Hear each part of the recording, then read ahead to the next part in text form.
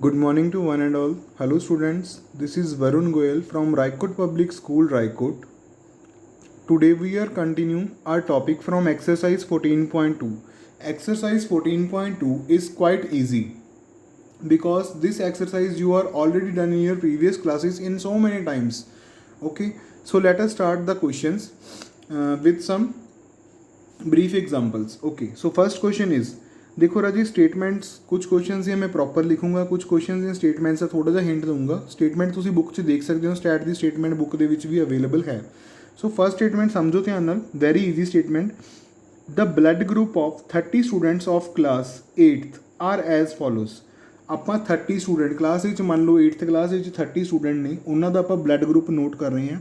that blood group is noted as A, B, O, O, A, B, whatever I am writing here। ਆ ਸਾਰੇ 30 students ਦੀ blood groups ਨੇ। Represent ਇਨ ਦਾ frequency distribution table. ਆਪਾਂ simply ਇਹਨੂੰ ਇੱਕ frequency distribution table ਦੇ ਵਿੱਚ ਲਿਖਣਾ ਵਾ, ਤਾਂ ਹੁਣ ਉਹ ਟੇਬਲ ਦੇ ਵਿੱਚ ਆਪਾਂ ਲਿਖਣਾ ਕਿੱਦਾਂ, ਉਸ ਚੀਜ਼ ਨੂੰ ਧਿਆਨ ਨਾਲ ਸਮਝਣਾ। ਦੇਖੋ ਸਭ ਤੋਂ ਪਹਿਲਾਂ ਤੁਸੀਂ ਇੱਧਰ ਲਿਖੋਗੇ ਬਲੱਡ ਗਰੁੱਪਸ। ਬਲੱਡ ਗਰੁੱਪਸ ਕਿਹੜੇ ਕਿਹੜੇ ਨੇ ਆਪਣੇ ਕੋਲ? ਇੱਥੇ A ਹੈ, B ਆ, AB ਆ ਤੇ O ਹੈ। ਇੱਥੇ ਮੈਂ ਟੋਟਲ ਵਰਡ ਯੂਜ਼ ਕੀਤਾ ਹੋਇਆ, ਠੀਕ ਹੈ। ਹੁਣ A ਦੇ ਬਿਲਕੁਲ ਠੀਕ ਸਾਹਮਣੇ ਤੁਸੀਂ ਕੀ ਲਿਖਣਾ ਹੈ, B ਦੇ ਬਿਲਕੁਲ ਠੀਕ ਸਾਹਮਣੇ ਕੀ ਲਿਖੋਗੇ, ਸਿਮਿਲਰਲੀ AB ਦੇ ਸਾਹਮਣੇ ਤੇ ਸਿਮਿਲਰਲੀ O ਦੇ ਸਾਹਮਣੇ ਕੀ ਲਿਖਣਾ ਹੈ। ਹੁਣ ਇਹਦੇ ਵਿੱਚ ਤੁਸੀਂ ਇਹ ਕਾਊਂਟ ਕਰਨਾ ਵਾ ਵੀ how many times A occurs, A ਕਿੰਨੀ ਟਾਈਮ ਆ ਰਹੀ ਹੈ। ਤੁਸੀਂ ਚੈੱਕ ਕਰ ਸਕਦੇ ਹੋ ਇਹ 'ਚ A ਨੂੰ ਕਾਊਂਟ ਕਰਕੇ, ਇਸ ਦੇ ਵਿੱਚ A ਜੋ ਹੈ ਉਹ 9 ਟਾਈਮਸ ਆ ਰਹੀ ਹੈ ਆਪਣੇ ਕੋਲ, ਠੀਕ ਹੈ ਜੀ।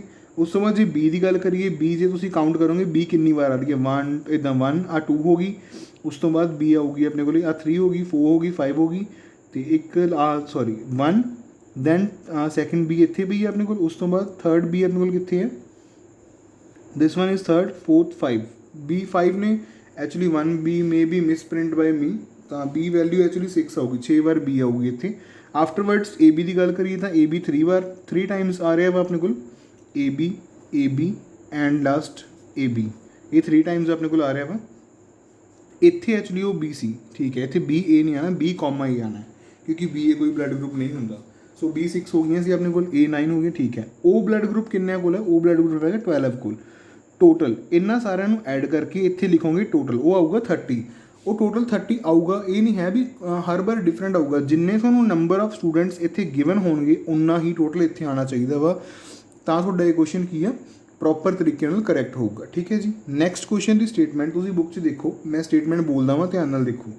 The distance of 40 engineers from their residence to their place of work found as follows।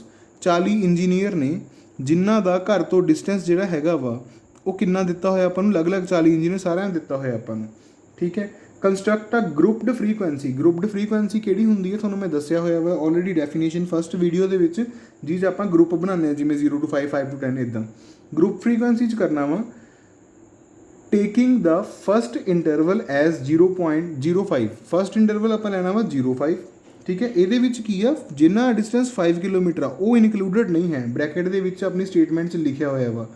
What main features do you observe from this tabular representation. ਇਹ ਤੋਂ ਆਪਾਂ ਕੀ ਰੀਪ੍ਰਜੈਂਟੇਸ਼ਨਸ ਆਪਾਂ ਨੂੰ ਮਿਲਦੀਆਂ ਨੇ। ਦੇਖੋ 0 to 5 ਵਾਲੇ ਟੈਲੀ ਮਾਰਕਸ ਆਪਾਂ ਬਾਅਦ 'ਚ ਲਗਾਵਾਂਗੇ। ਟੈਲੀ ਮਾਰਕਸ ਆਪਾਂ ਵੈਸੇ ਪ੍ਰੀਵੀਅਸ ਕਲਾਸ ਵਿੱਚ ਕੀਤਾ ਹੋਇਆ, ਆਈ ਨੋ ਵੈਰੀ ਵੈਲ। ਪਹਿਲਾਂ ਆਪਾਂ ਇੰਜੀਨੀਅਰਸ ਦੇਖ ਲਈਏ ਜਿਹੜੇ 0 ਤੋਂ 5 ਕਿਲੋਮੀਟਰ ਤੱਕ ਦਾ ਡਿਸਟੈਂਸ ਟਰੈਵਲ ਕਰਦੇ ਆ ਕੰਪਨੀ 'ਚ ਪਹੁੰਚਣ ਦੇ ਲਈ। 5 ਨੂੰ ਆਪਾਂ ਇਨਕਲੂਡ ਨਹੀਂ ਕਰਨਾ, ਉਹ ਹੈਗੇ ਨੇ ਆਪਣੇ ਕੋਲ ਟੋਟਲ 5।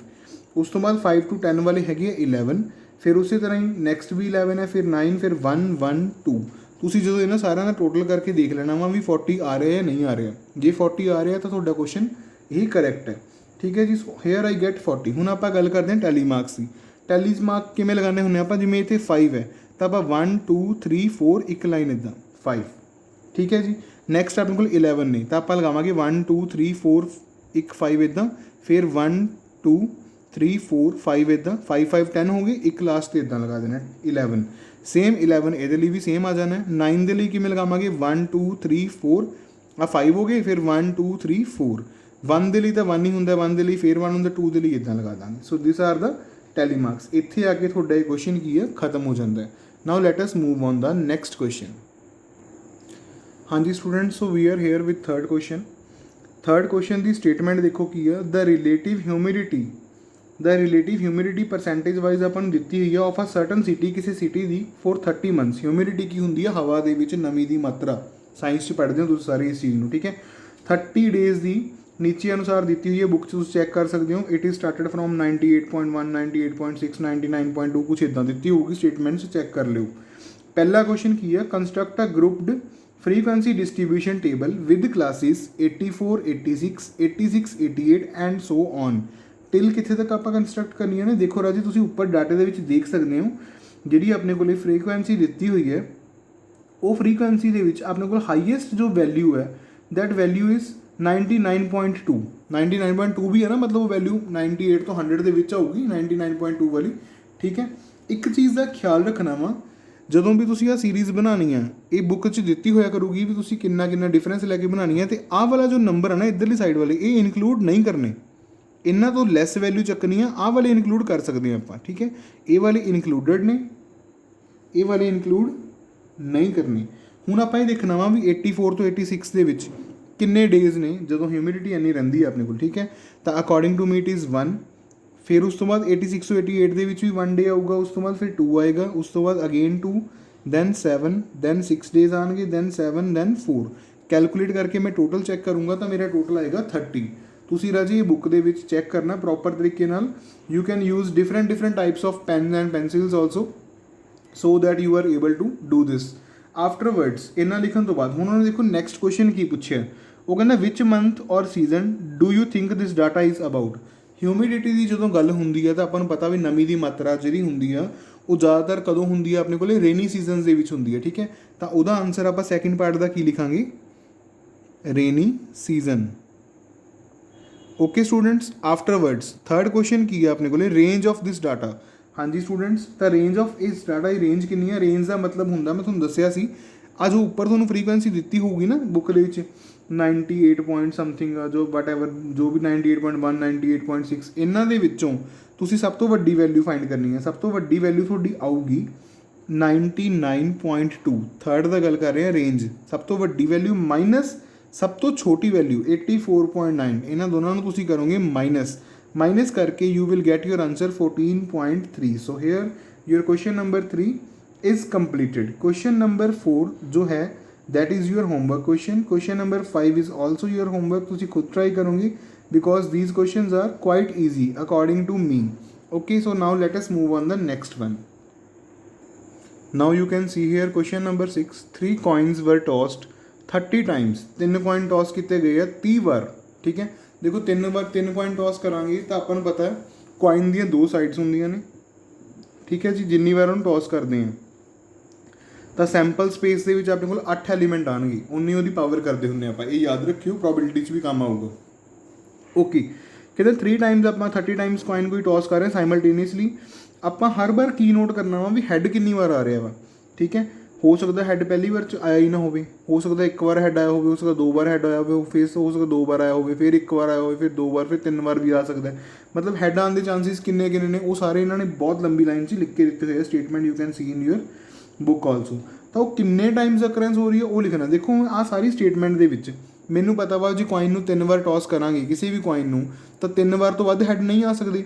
हो सकता हैड 0 आन, हो सकता हैड 1 आ भी, हो सकता 2 हैड आन, तो यह भी हो सकता वा भी हैड किन्ने आन अपने को 3 आन। तो मैं वो सारे इतने लिख लिए 0 1 2 3 3 तो वध हैड नहीं आ सकते। तो उन्होंने अकरेंस तुसीं इहदे च काउंट करनी है। फिर दोबारा सेम क्वेश्चन ही है, काउंट करोगे 0 हैड कितनी बार आ रही है 6 बार, मतलब 6 बार हैड नहीं आए। 1 बार हैड आने के चांस किन्ने सी 10, उस तो बाद आएगा 9 दैन आएगा 5। टोटल चेक कर लेने 9 and 6 15 15 and 5 20 20 plus 10 it will be 30। तो टोटल अपना करेक्ट आ गया 30 आ गया। Okay, then question is completed here, this will be the answer of your question. Let us move on the 7th question. So see the statement of 7th question. The value of pi up to 50 decimal places. Pi की value अपन पता रामानुजन जो mathematician सी मैं थोड़ा पहला भी दसिया सी एक बार भी उन्हें कैलकुलेट की सी अप टू 10,000 डेसीमल तक उन्हें ये वैल्यू कैलकुलेट की हुई है। ठीक है, जो कि कैलकुलेटर से भी पॉसीबल नहीं है। तो उन्होंने विचों कहता पाई की वैल्यू जी हैगी 50 डेसीमल तक थोड़ा लिख के देती असी। हुण पॉइंट तो बाद किहड़ा डिजिट कितनी बार रिपीट कर रहा वा 0 तो लैके 9 तक का उन्हों की फ्रीकुएंसी लिखनी है। मतलब आ पॉइंट तो बाद 0 कितनी बार आ रहा, 1 कितनी बार आ रहा, 2 कितनी बार आ रहा, 3 कितनी बार आ रहा, अप टू सो 9 कितनी बार आ रहा, वो सारा आप इस क्वेश्चन के करना वा लिखांगे। इस क्वेश्चन के आप I hope so it is clear to you. Pi ਦੀ ਵੈਲਿਊ ਵੈਸੇ ਤੁਸੀਂ ਦੇਖਦੇ ਹੋਵੋਗੇ ਆਪਾਂ ਮੋਸਟਲੀ ਹੁਣ ਤੱਕ 3.14 ਯੂਜ਼ ਕਰਦੇ ਹੁੰਦੇ ਆ, ਬਟ ਐਕਚੁਅਲੀ ਉਹ ਪਾਈ ਦੀ ਵੈਲਿਊ ਉਹ ਇੱਕ ਅਪਰੋਕਸੀਮੇਟ ਵੈਲਿਊ ਆ ਜਿਹੜੀ ਕਿ ਆਪਾਂ ਯੂਜ਼ ਕਰਕੇ ਆਪਣੇ ਕੁਐਸਚਨ ਸੋਲਵ ਕਰਦੇ ਹਾਂ। ਬਟ ਐਕਚੁਅਲ ਦੇ ਵਿੱਚ ਜੇ ਪਾਈ ਦੀ ਗੱਲ ਕਰੀਏ, ਪਾਈ ਇੱਕ ਟ੍ਰਾਂਸੀਡੈਂਟਲ ਨੰਬਰ ਆ ਪਹਿਲੀ ਗੱਲ, ਤੇ ਦੂਸਰੀ ਗੱਲ ਕੀ ਹੈ, ਪਾਈ ਦੀ ਜਿਹੜੀ ਵੈਲਿਊ ਆ ਅਪ ਟੂ 10,000 ਡਿਜਿਟਸ ਰਾਮਾਨੁਜਨ ਨੇ ਕੈਲਕੂਲੇਟ ਕੀਤੀ ਹੋਈ ਹੈ। ਓਕੇ, ਸੋ ਫਰੀਕੁਐਂਸੀ ਦੇਖਦੇ ਹਾਂ ਕਿੰਨੀ ਹੈ, ਮਤਲਬ 0 ਕਿੰਨੀ ਵਾਰ ਆ ਰਿਹਾ ਵਾ ਇਸੇ ਸੀਰੀਜ਼ ਤੁਸੀਂ ਬੁੱਕ ਦੇ ਵਿੱਚ ਸਟੇਟਮੈਂਟਸ ਦੇਖ ਸਕਦੇ ਹੋ। 0 ਆ ਰਿਹਾ ਵਾ 2 ਟਾਈਮਸ, 1 ਆ ਰਿਹਾ 5 ਟਾਈਮਸ, 2 ਆ ਰਿਹਾ 5 ਟਾਈਮਸ, 3 ਕਿੰਨੀ ਵਾਰ ਆ ਰਿਹਾ 8 ਟਾਈਮਸ ਆ ਰਿਹਾ, 4 ਕਿੰਨੀ ਵਾਰ ਆ ਰਿਹਾ 4 ਟਾਈਮਸ ਆ ਰਿਹਾ, ਫਿਰ 5 ਟਾਈਮਸ ਆ ਰਿਹਾ, ਫਿਰ 4 ਟਾਈਮਸ, ਫਿਰ 4 ਟਾਈਮਸ ਆ ਰਿਹਾ, ਇਹ 5 ਟਾਈਮਸ ਆ ਰਿਹਾ, ਦਿਸ ਵਿਲ ਬੀ 8 ਟਾਈਮਸ। ਜਦੋਂ ਟੋਟਲ ਚੈੱਕ ਕਰਨਾ ਤੁਸੀਂ ਇਹਨਾਂ ਸਾਰੇ ਨੰਬਰਸ ਦਾ, ਆਹ ਸਾਰੇ ਨੰਬਰ ਦੇ total, the total will be 50। ਸੋ ਇੱਥੇ ਤੁਹਾਡੇ ਕੁਐਸਚਨ ਖਤਮ ਹੋ ਜਾਂਦਾ। ਉਸ ਤੋਂ ਬਾਅਦ ਉਹਨੇ ਪੁੱਛਿਆ ਵਾ most and the least frequency, most frequency ਕਿਹੜੀ ਹੈ ਅਤੇ ਲੀਸਟ ਫਰੀਕੁਐਂਸੀ ਕਿਹੜੀ ਹੈ। ਦੇਖੋ ਆਪਾਂ ਨੂੰ ਪਤਾ ਮੋਸਟ ਇੱਕ ਤਾਂ 8 ਇੱਥੇ ਆ ਰਿਹਾ, 3 ਤੇ ਇੱਕ 9 ਤੇ, ਇਹਦਾ ਮਤਲਬ 3 ਤੇ 9 ਦੀ ਜਿਹੜੀ ਫਰੀਕੁਐਂਸੀ ਆ 8 ਉਹ ਮੋਸਟ ਹੈ, ਉਹ ਜ਼ਿਆਦਾ ਹੈ। ਲੀਸਟ ਕਿਹੜੀ ਹੈ, ਜਿਹੜੇ 2 ਆ ਰਹੇ ਆਪਣੇ ਕੋਲ, 2 ਇੱਕ ਵਾਰੀ ਆਇਆ ਹੋਇਆ ਤਾਂ 0 ਦੀ ਲੀਸਟ ਕਿਹਦੀ ਹੈ ਆਪਣੇ ਕੋਲ, ਲੀਸਟ ਇਜ਼ ਆਫ 0 ਦੀ, ਤੇ ਉਹ ਕਿੰਨੀ ਆ ਰਹੀ ਹੈ, ਉਹ 2 ਆ ਰਹੀ ਹੈ। So this will be the answer of your question number 7, as well as you can see your question number 8 statement of your question number 8। ਠੀਕ ਹੈ ਜੀ, ਤੁਸੀਂ 8th ਕੁਐਸਚਨ ਦੀ ਸਟੇਟਮੈਂਟ ਦੇਖ ਸਕਦੇ ਹੋ। 8th ਕੁਐਸਚਨ ਦੀ ਜੋ ਸਟੇਟਮੈਂਟ ਹੈ ਉਹ ਵੀ ਸਿੰਪਲ ਹੈ, ਤਾਂ ਉਹ ਕੁਐਸਚਨ ਤੁਸੀਂ ਖੁਦ ਟਰਾਈ ਕਰੋਗੇ। ਆਫਟਰਵਰਡਸ let me teach you the question number 9। well, as you can see the statement of question number 9 statement is a company manufacture car batteries of a particular type. The lives of 40 such batteries were recorded as follows। मतलब 40 batteries ਨੇ ਜਿਹੜੀ company ਨੇ ਬਣਾਈਆਂ ਨੇ, ਉਹਨਾਂ 40 ਬੈਟਰੀਆਂ ਦੀ ਕੀ life ਹੈ, ਕਿੰਨੀ ਦੇਰ ਕਿਹੜੀ ਬੈਟਰੀ ਚੱਲ ਰਹੀ ਆ, ਉਹਨਾਂ ਦੀ ਲਾਈਫ ਨੀਚੇ ਐਜ਼ ਫੋਲੋਜ਼ ਦਿੱਤੀ ਹੋਈ ਹੈ। ਠੀਕ ਹੈ, ਇਨ ਆਵਰਸ ਦਾ ਮਤਲਬ ਕੀ ਆ ਵੀ ਉਹ ਬੈਟਰੀ ਇੱਕ ਦਿਨ 'ਚ ਕਿੰਨੇ ਘੰਟੇ ਚੱਲਦੀ ਹੈ, ਕੁਛ ਇੱਦਾਂ ਸਮਥਿੰਗ ਉਹਨਾਂ ਨੇ 40 ਬੈਟਰੀਜ਼ ਦੇ ਉੱਪਰ ਇੱਕ ਸਰਵੇ ਕੀਤਾ ਹੋਇਆ ਹੈ। ਉਹ ਕਹਿੰਦੇ construct a grouped frequency distribution table for this data. ਇਸ ਡਾਟੇ ਦੇ ਲਈ ਗਰੁੱਪਡ ਫਰੀਕੁਐਂਸੀ ਡਿਸਟਰੀਬਿਊਸ਼ਨ ਟੇਬਲ ਹੀ ਬਣਾਉਣਾ ਆਪਾਂ ਦੁਆਰਾ using the class intervals of size 0.5। Class interval ਦਾ ਜਿਹੜਾ ਸਾਈਜ਼ ਹੈ, ਮਤਲਬ ਉਹਨਾਂ ਦੀ ਲੈਂਥ ਕਿੰਨੀ ਰੱਖਣੀ ਆ ਆਪਾਂ 0.5 ਤੱਕ ਰੱਖਣੀ ਆ।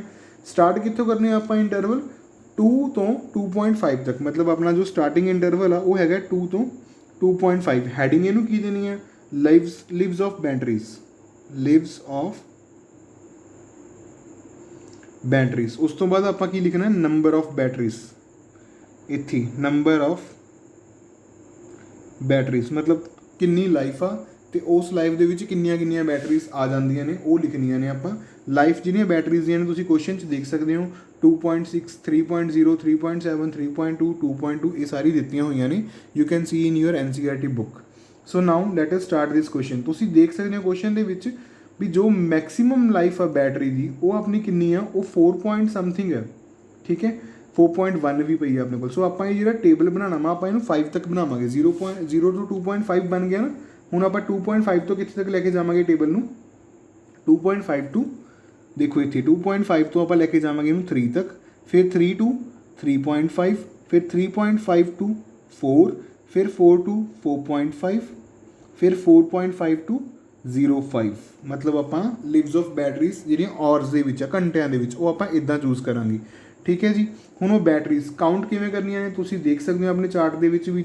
ਉਹ ਬੈਟਰੀਜ਼ ਜਿਨ੍ਹਾਂ ਦੀ ਲਾਈਫ ਜਾਂ ਤਾਂ 2 ਆਵਰਸ ਹੈ ਜਾਂ ਫਿਰ 2.5 ਤੋਂ ਲੈਸ ਆ, ਕਿਉਂਕਿ ਮੈਂ ਤੁਹਾਨੂੰ ਪਹਿਲਾਂ ਹੀ ਦੱਸਿਆ ਵਾ ਵੀ ਜਦੋਂ ਆਹ ਇੰਟਰਵਲ ਦੀ ਆਪਾਂ ਗੱਲ ਕਰਾਂਗੇ 2.5 ਆਪਾਂ ਇਨਕਲੂਡ ਉਹਦੇ ਵਿੱਚ ਨਹੀਂ ਕਰ ਸਕਦੇ। ਓਕੇ, ਸੋ ਉਹ ਨੰਬਰ ਆਫ ਬੈਟਰੀਜ਼ ਆਪਣੇ ਕੋਲ ਕਿੰਨੀਆਂ ਨੇ, ਇੱਥੇ ਆਉਣਗੀਆਂ 2 ਤੁਸੀਂ ਕਾਊਂਟ ਕਰ ਸਕਦੇ ਹੋ, ਇੱਥੇ 6 ਆਉਣਗੀਆਂ, ਇੱਥੇ 14, here is 11, then 4 and then last one is 3। ਹਰ ਵਾਰ ਟੋਟਲ ਜ਼ਰੂਰ ਚੈੱਕ ਕਰਨਾ ਵਾ। ਟੋਟਲ ਕਿਉਂ ਚੈੱਕ ਕਰਨਾ ਵਾ, ਕਿਉਂਕਿ ਜਿੰਨੀਆਂ ਬੈਟਰੀਜ਼ ਦੇ ਉੱਪਰ ਉਹਨਾਂ ਨੇ ਸਰਵੇ ਕੀਤਾ ਵਾ ਐਟ ਦਾ ਐਂਡ ਆਹ ਸਾਰਾ ਟੋਟਲ ਉਹਦੇ ਇਕੁਅਲ ਆਉਣਾ ਚਾਹੀਦਾ। ਆਪਾਂ ਨੂੰ ਪਤਾ ਹੈ ਵੀ ਸਟੇਟਮੈਂਟ ਦੇ ਵਿੱਚ ਉਹਨਾਂ ਨੇ 40 ਬੈਟਰੀਜ਼ ਦੀ ਗੱਲ ਕੀਤੀ ਸੀ, so we will have here 40 also. So this is the answer of your required question. So dear students, here your exercise 14.2 telemarks is to be completed by me. I hope so this is clear to all of you. For the timing, this is enough for this video. For the next exercise, you can see my next video. Thank you and have a wonderful day.